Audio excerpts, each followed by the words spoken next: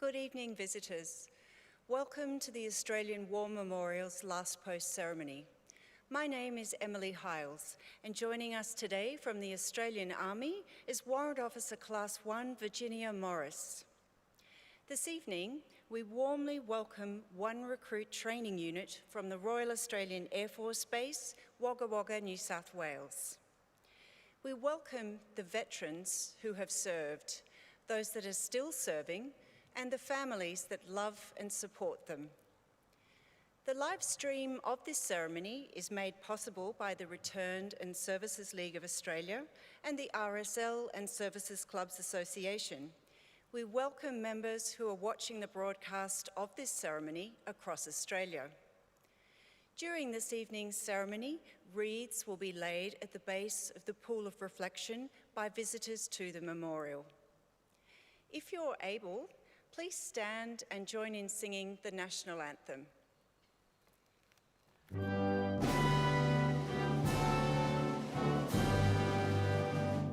Australians, oh, let us rejoice, for we are one and free. We've golden soil and wealth for toil. Our home is good by sea. Our land abounds in nature's gifts of beauty, rich and rare. In history's page, let every stage advance Australia fair. In joyful strains, then let us sing, advance Australia fair.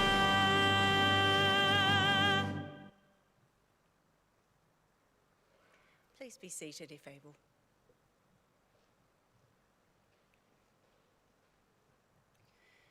The Australian War Memorial was the vision of Charles Bean, Australia's First World War official historian. Bean landed with the Australian troops on Gallipoli and stayed with them at the front through to the end of the war. The idea of this national memorial and museum came to him at Pozières, France, in the depths of the bloody fighting of 1916. Bean's idea was that this would be a place where family and friends could mourn loved ones buried in faraway places. It would also be a place that could help all Australians understand what these men and women had endured and what they had done for us. Bean's vision, to which we remain true, is best expressed as inscribed in the entrance to the memorial's galleries.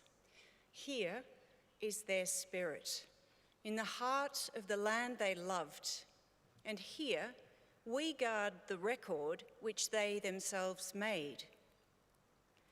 Tonight, we will read the story behind just one of those on the Roll of Honour, which lists the names of more than 103,000 men and women who have given their lives for us in war and on operations for more than a century.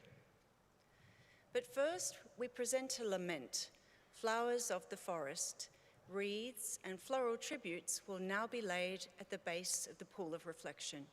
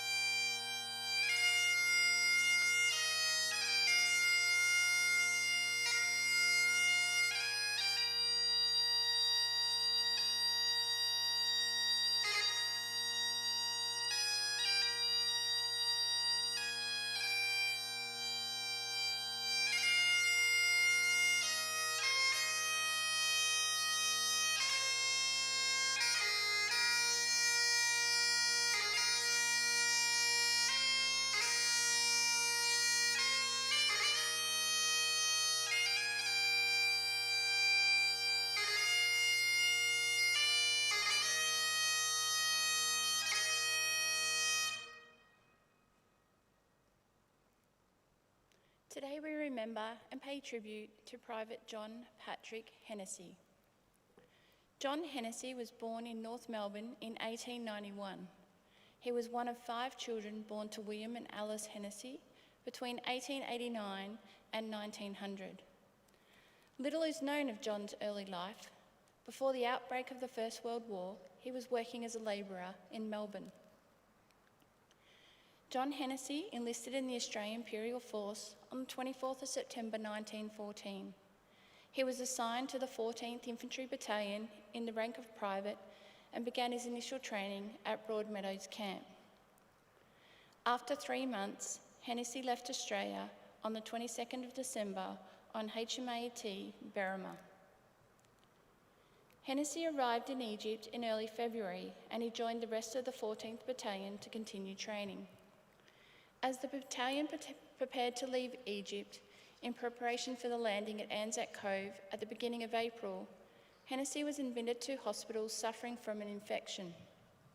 He remained in hospital for 70 days and was finally discharged on the 9th of June. Hennessy embarked for the Dardanelles on the 19th of June and joined the 14th Battalion on Gallipoli a few days later. There, the 14th Battalion was involved in the defence of Australian positions around the Anzac beachhead. They were primarily based around Reserve Gully for June and July, with a brief respite on the islands of Imbros. At the beginning of August, the battalion began preparations for their part in the August offensive, the attack of Hill 971. Hill 971 was the highest point of the Sari-Bier Ridge on the peninsula and was assigned to the 4th Infantry Brigade as their main objective for coordinated attacks from the 6th to the 8th of August 1915. The intention was for the 4th Brigade to seize the high ground between Hill 971 and Chinook-Bier, facilitating a drive across the peninsula to capture the forts guarding the Dardanelles Straits, and thus break the stalemate that had developed between the Allied and the Ottoman forces. The 14th Battalion left their starting off point late in the evening of the 6th of August, but by dawn on the 7th were short of their objective due to the rough terrain. After a break in the attack during the day, the brigade attempted to capture the summit of Hill 971 on the 8th of August. Facing heavy Ottoman fire on their front and left during their advance, the 14th Battalion was split up and kept tracking of men proved impossible. The attack was ultimately unsuccessful. When the battalion regrouped on the 9th of August, 128 men were missing, including Private John Patrick Hennessy. Hennessy had been wounded in both legs during the attack and captured by the Ottomans. As a prisoner of war, he was transferred from the peninsula to Tashkislar Hospital in Constantinople for treatment. By December 1915, Hennessy was still in hospital, his wounds still unhealed and now suffering from dysentery. A fellow prisoner of war later recalled that Hennessy was left largely unattended by the Ottoman guards and medical staff and was not provided a bedpan despite his condition. As a result of the unsanitary conditions and the lack of treatment, the unhealed wound on his leg became severely infected. John Patrick Hennessy died from his wounds at Tashkislar Hospital on the 4th of December 1915. He was 24 years old. Hennessy was buried in the Ferikoi Protestant Cemetery in Constantinople on the 5th of December 1915. Although his fellow prisoners of war were unable to attend, his funeral was officiated by Chaplain Reverend Robert True and attended by representatives of the American Consulate General. Back in Australia, Hennessy's parents published a memorial poem in the local newspaper in the honour of their beloved son. He gave his life for his country, he fell on a distant shore, he gave his life for others, what could our boy do more? In 1931, as part of the consolidation of British prisoner of war graves across the former Ottoman Empire, Hennessy's body was exhumed and reburied at the Haydar Pasha Cemetery in Istanbul. His name is also listed on the Roll of Honour on my right, among almost 62,000 Australians who died while serving in the First World War. His photo is displayed today by the Pool of Reflection. This is but one of many stories of service and sacrifice told here at the Australian War Memorial. We now remember Private John Patrick Hennessy, who gave his life for us, for our freedoms, and in the hope of a better world.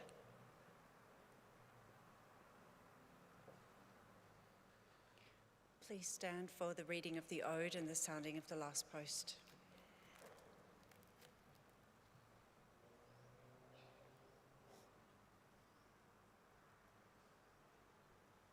They shall grow not old as we that are left grow old. Age shall not weary them, nor the years condemn.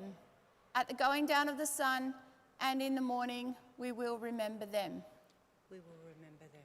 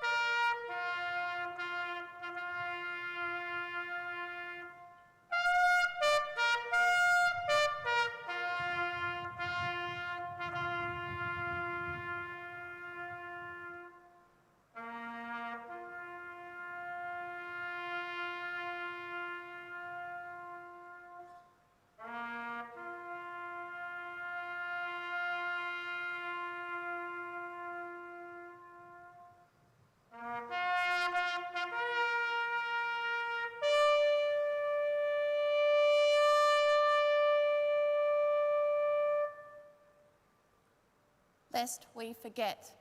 Lest we forget.